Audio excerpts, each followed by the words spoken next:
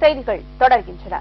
திருப்பூர், கோவை மாவட்டங்களில் பனியன் தொழிலுக்கு பெரிதும் பயன்படும் அட்டைப்பட்டிகள் தயாரிப்பு தொழில் மூலப்பொருட்களின் விலை உயர்வால் பெரும் பாதிப்புக்குள்ளாகி உள்ளது.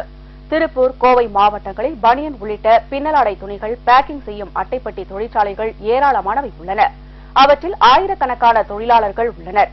தொடர் மின்தடை, மூலப்பொருட்களின் விலை உயர்வு, டீசல் விலை உயர்வு ஆகியவை காரணமாக அட்டைப்பெட்டி தயாரிப்பு தொழில் பெரும் பாதிப்புக்குள்ளாகி உள்ளது.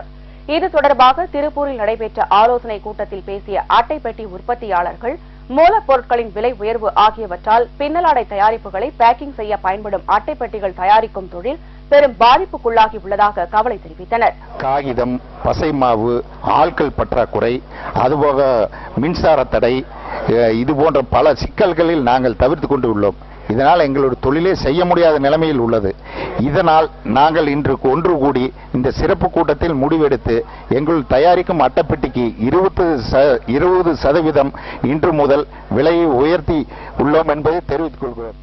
அட்டைப்பெட்டி தயாரிக்கும் தொழிலை மேலும் நலிவடையாமல் தடுக்க மத்திய, மாநில அரசுகள் டீசலுக்கான மானிய வரி விதிப்பு சலுகைகளை சிறு தொழில் முனைவோர் என்ற அடிப்படையில் அட்டைப்பெட்டி தயாரிப்பு நிறுவனங்களுக்கும் வழங்க வேண்டும் என்றும் கூட்டத்தில் வலியுறுத்தப்பட்டது.